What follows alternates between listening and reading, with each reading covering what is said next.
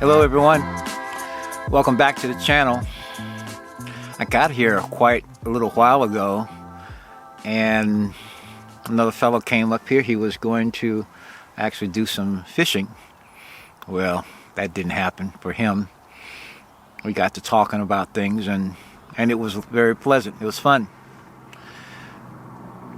This is one of my favorite little spots by one of the bends in the Willapa River, so I felt like getting out. I have been thinking more and more after the one of the last or most recent videos that I put up talking about the value of love. One thing that I found interesting, I do find fascinating, is that the numbers, at least if I'm to believe YouTube's numbers, are so small so far. I mean, as of a couple days, only 7 people apparently had watched the video, and it's kind of hard to see that video and not have a response or a reaction. Yeah, I'm talking a little bit about Co-op Crowd, but I'm also talking about love. I'm talking about that love makes the world go round, in contrast to the general idea that we have tended to pass on in our thinking and in our behavior. And that's it's an actual fact. Now I'm saying this and you're free to disagree, but what I'm finding is that I can't think of any problem that we have that cannot be mitigated, the threat level reduced with the addition of love, with the uptake or the uptick in love. And I don't mind saying that. It's funny, in business, love is not apparently supposed to be, I don't know, I can't say that it's not supposed to be present, but it's certainly not factored in much of the conversation and exchange of information. So love is important, and we can see the effects of its absence. We can see the effects of its extraction, for that matter.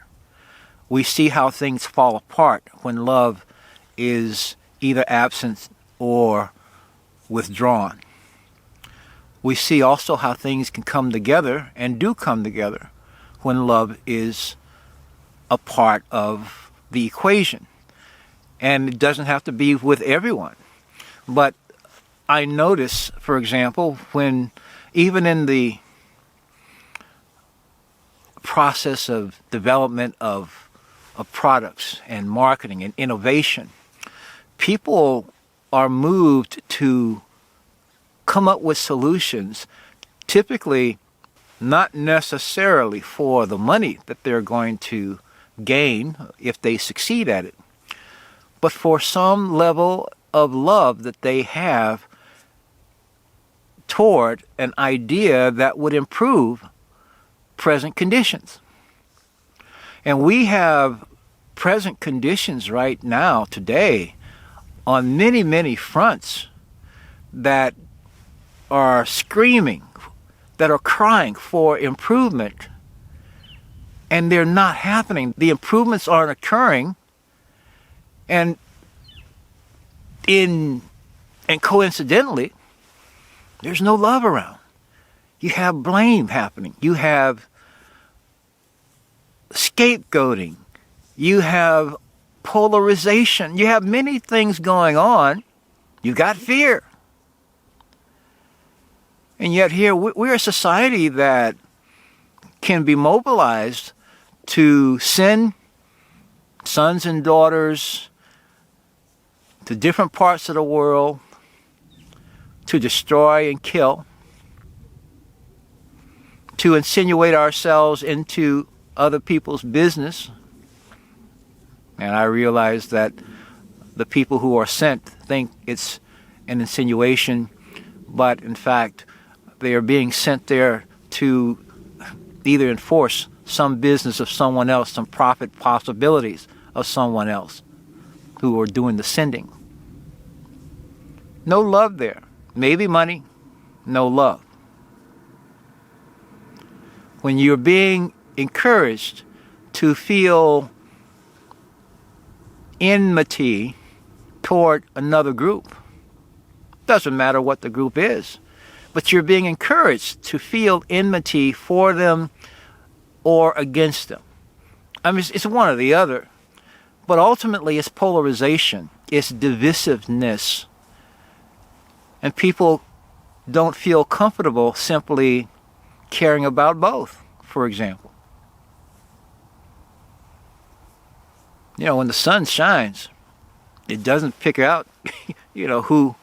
Maybe Santa Claus determines or has some way of saying who's been good or not, but the sun does not. When water, if it's, no matter what state it's in, actually, water affects everyone in the same way. There are certain aspects of life, they need water, and water is not going to deny itself to people because it's judging them as somehow unworthy of what it offers and what it does and produces. So, yeah, we're in an interesting situation to see these things because love is so much a part of every solution to every problem. And what triggered this is that I wrote an article, it was a short article, after and posting that video that I just mentioned. I wrote a little article on Medium, and Medium required a title, and I wrote this title, and the title was like profound. And so the title basically was this: love is the answer that asks for us. Love is the answer that asks for us. It's asking for us. But it's the answer. I can't think of one problem that love and the insinuation and the bringing in of love would not improve. That's another reason why, if I do a segue in the co-op crowd, it really invites people to exercise love. There's no problem with having money. The problems happen when we think that's enough. When we think that, for me to win, for example, someone's going to have to lose. I heard this fellow mention this as he was talking about the present situation in the crypto space, and he's talking about buying opportunities because fearful people are selling off and they're bargain basement prices now. And, no offense, so to speak, but he says something about Joe Bob's. I recorded it, so you can watch this, now, and you can hear what he said. So the more emotional selling and the more uncertainty that I see in markets, the more it makes me want to buy, because you got to realize we're trading in the secondary market. In order for you to win, someone else has to lose. So I want to be looking at, all right, let's wait till everyone's selling because there's ultimate fear in the market, and then let me start to go in because I know I need to do the exact opposite of what Billy Bob Joe does with his trading. That kind of thinking is why I have not taken the traditional presentation for Co-op Crowd, because it's not about money. Money is what you can get for succeeding and doing those steps that it invites you and asks you to do for joining. There's no need in joining if you're not going to do those things. But if you do join and you're ready to simply invite 3 other people to do this, and they do the same thing,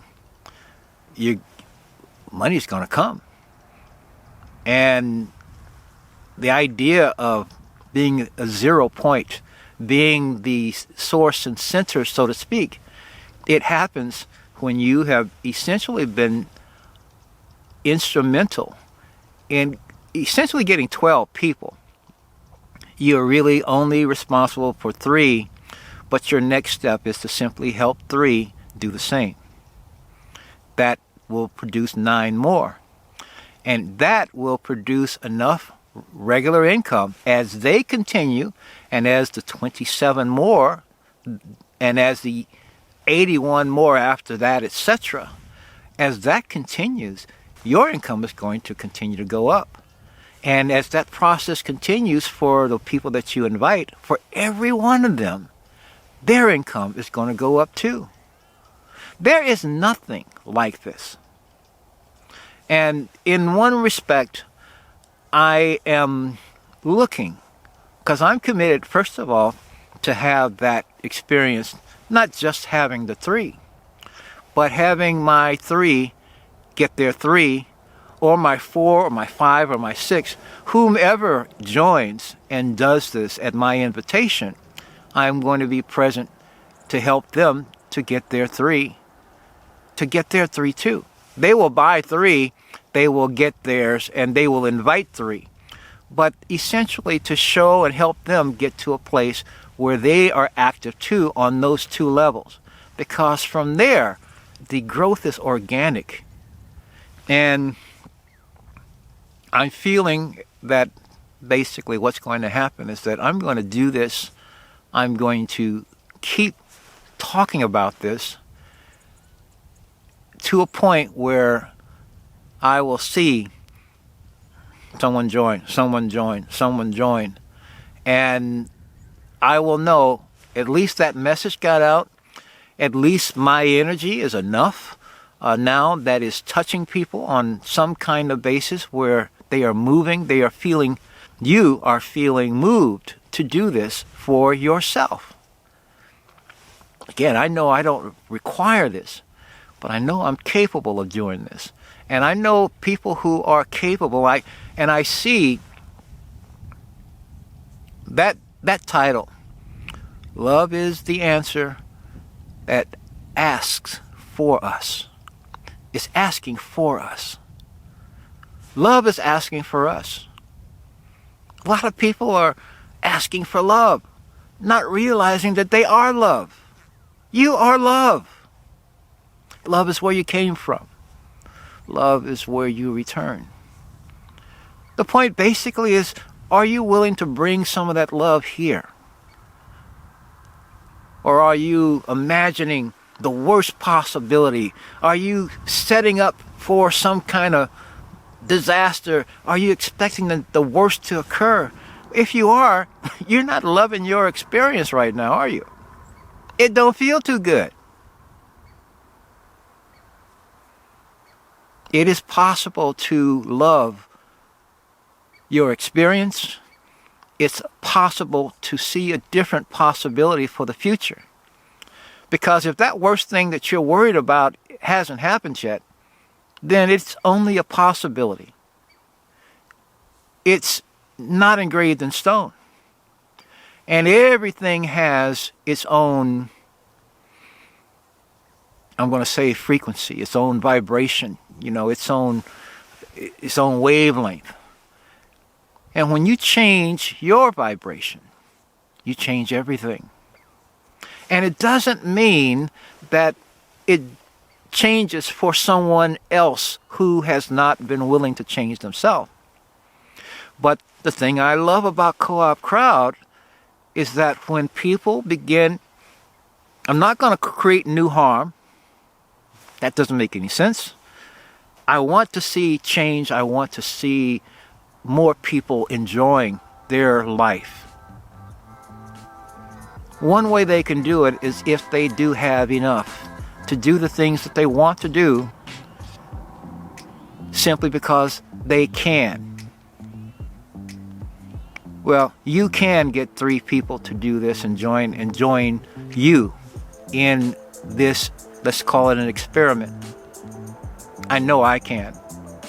The point is, that's the only way you'll know how true this thing is, if you're true to it, if you're true to yourself.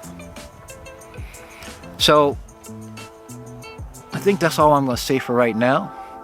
I'm going to I'm going to head on back as the sun goes down, but the light's still really nice out here. Thanks for watching.